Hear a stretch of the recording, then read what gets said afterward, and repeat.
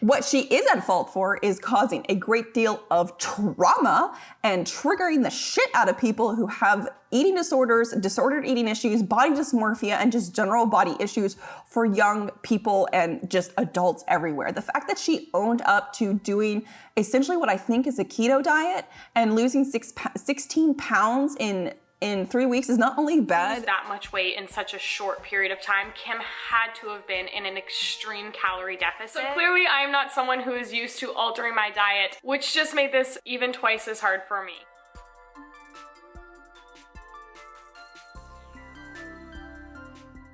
Hello and welcome to another video today. Oh my goodness.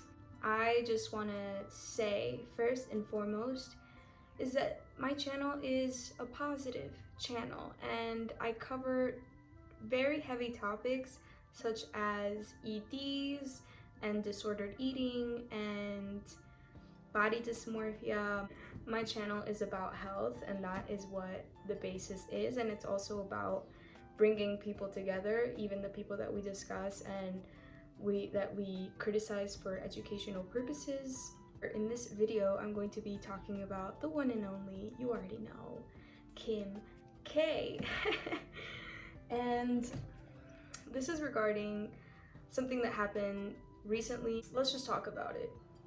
16 pounds down to fit into Marilyn Monroe's dress. And I know that there's a lot of information out there. People were outraged that, you know, that she would even put it on and that it was a historic piece. What the concern is here is the impact that her doing this for this specific reason has had on the culture and on young impressionable minds.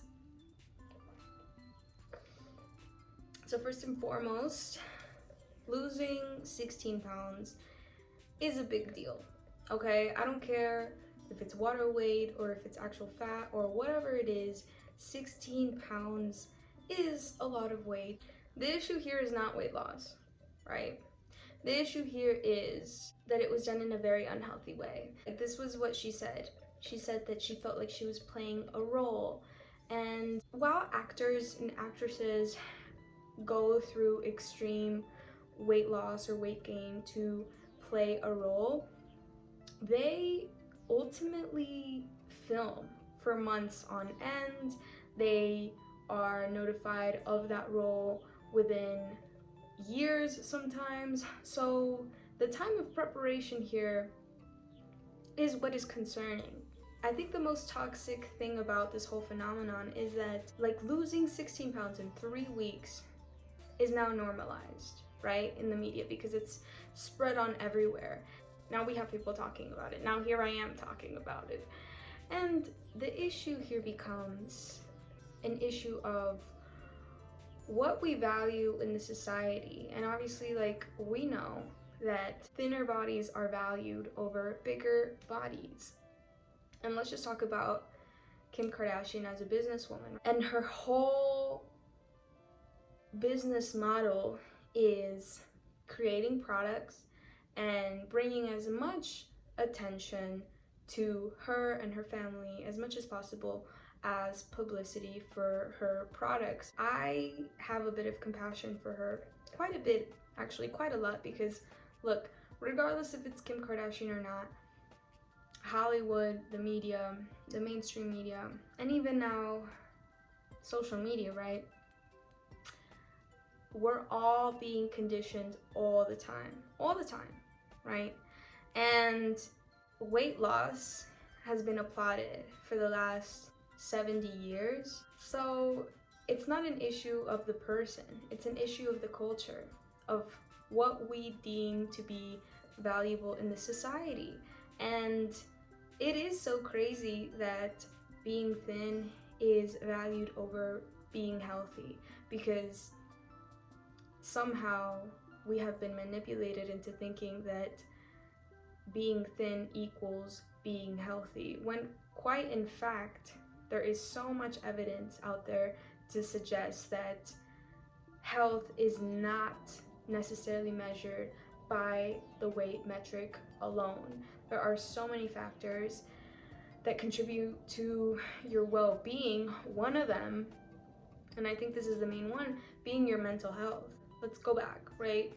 She went on this low carb, low sugar, I'm guessing low calorie diet as well for these 3 weeks, and she was working out twice a day, wearing a full-on sauna suit. So she was burning a lot of calories, eating very little, and restricting herself for almost an entire month, if not a month.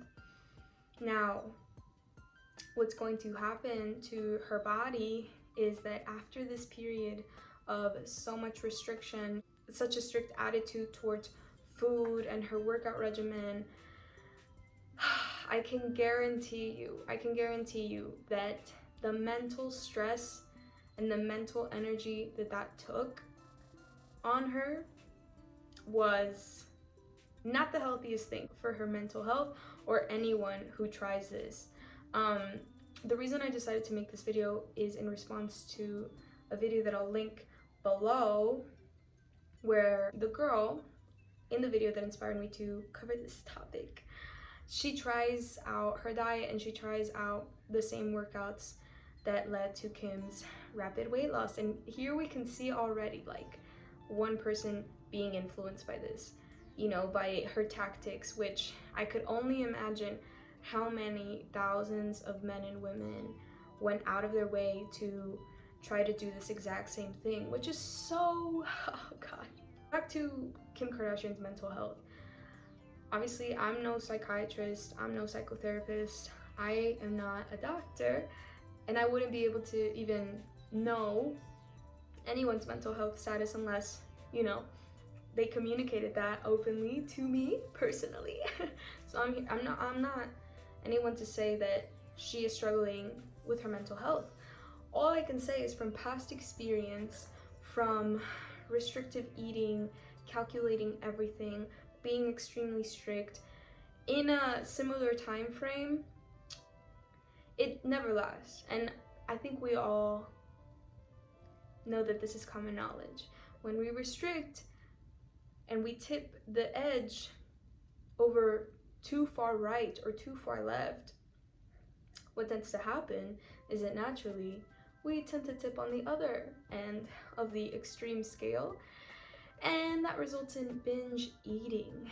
I wouldn't be surprised to know that Kim Kardashian is most likely binging right now, or eating large amounts of calories and feeling really guilty about it, feeling really upset at herself, which will lead to a lot of other negative emotions, which could lead to self-harm by purging, you know, binging and purging and starting that whole cycle. And it's very, very serious. It's very, very serious. Kim Kardashian specifically has a track record of making a lot of people angry and mad by some of her behavior, which pushes on the narrative that being thin and doing whatever it takes to reach the ideal standard of beauty, which has like become essentially Kim Kardashian, right? She's gotten into a lot of heat for pushing the narrative of glamorizing being called anorexic, promoting appetite suppressant lollipops, as well as a lot of other things, right? Here's the takeaway though. We have to remember that she, Kim Kardashian, is a human just like you and I. She's a human sister of ours, whether we like to believe it or not. And we have to show some compassion and understand that, if anything, all of us are victims of this very, very toxic narrative that idolizes extreme restriction to see very rapid results, but not measuring the very serious consequences that could result of doing something like this, which is very unsustainable and unhealthy, and can lead to people thinking like, oh, if Kim Kardashian can lose 16 pounds in 3 weeks by cutting out carbs, sugar, working out twice a day, wearing a sauna suit, then I can do it too and look just as good. The problem here is that we don't know exactly what is going on behind closed doors as far as her mental health goes, as far as her hormonal health, and also we don't know what type of medical care she is receiving as far as cosmetic treatment, fat removal, and liposuction, and all of that. So it's just very dangerous to fall into that train of thought. Another thing that I just want to talk about is plastic surgery. Eating disorders and disordered eating is one thing, but it can also find its way into body dysmorphia. And I think a lot of people who suffer from eating disorders may also suffer from body dysmorphia. And I think this whole family is also victims of this, and victims of the media, victims of harsh critics, which I'm trying not to be, honestly. All love and light here, seriously. Like, if anyone is watching from that family, I'm sending you lots of love.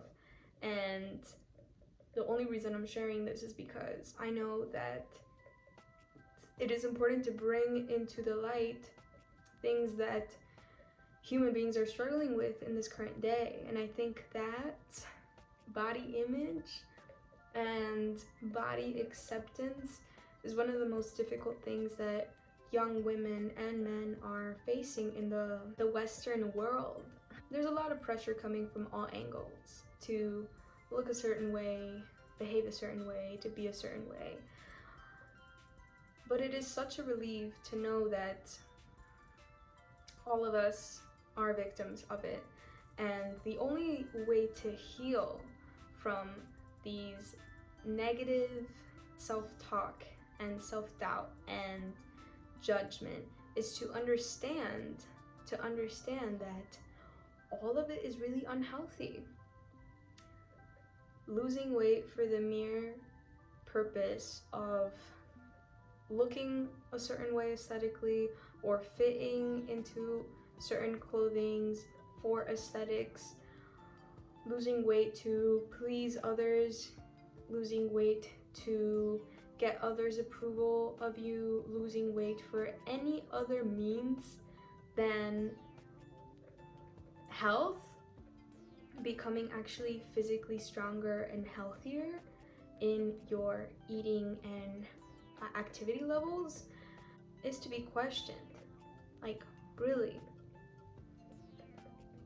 The number one takeaway here is that if you are trying to lose weight, try to figure out why. You know, it will most likely fall into the unhealthy category, which has been normalized, and that is why I'm making this video, because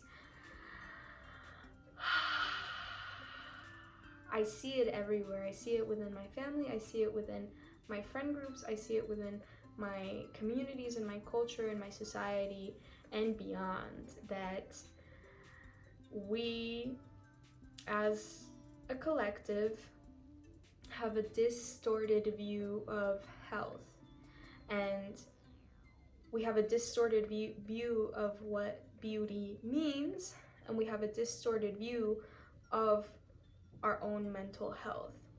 At the end of the day, let's have compassion for these women that are in the media that feel an immense, intense amount of pressure from their agents and the critics and everyone in their inner circle, their parents, their siblings, their fans, to please them by fitting into these beauty standards that were created in order to make people feel insecure, so that they feel like they have to go support industries such as the cosmetics industry, the plastic surgery industry, the fashion industry, and the list goes on and on and on and on.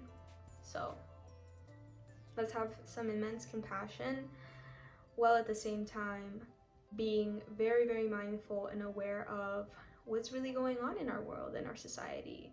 It's very sad Eating disorders are extremely prevalent in this day and age, and they can be deadly.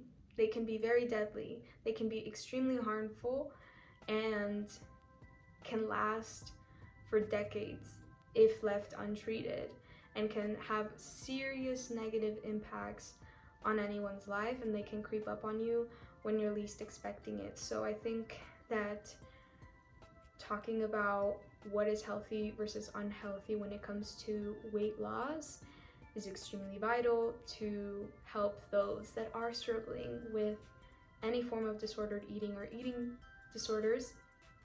Even if you consider yourself not to have an eating disorder, I am sure that you have also fallen victim of being dissatisfied with the way that you look and wanting to change the external you in order to be able to accept the inner you.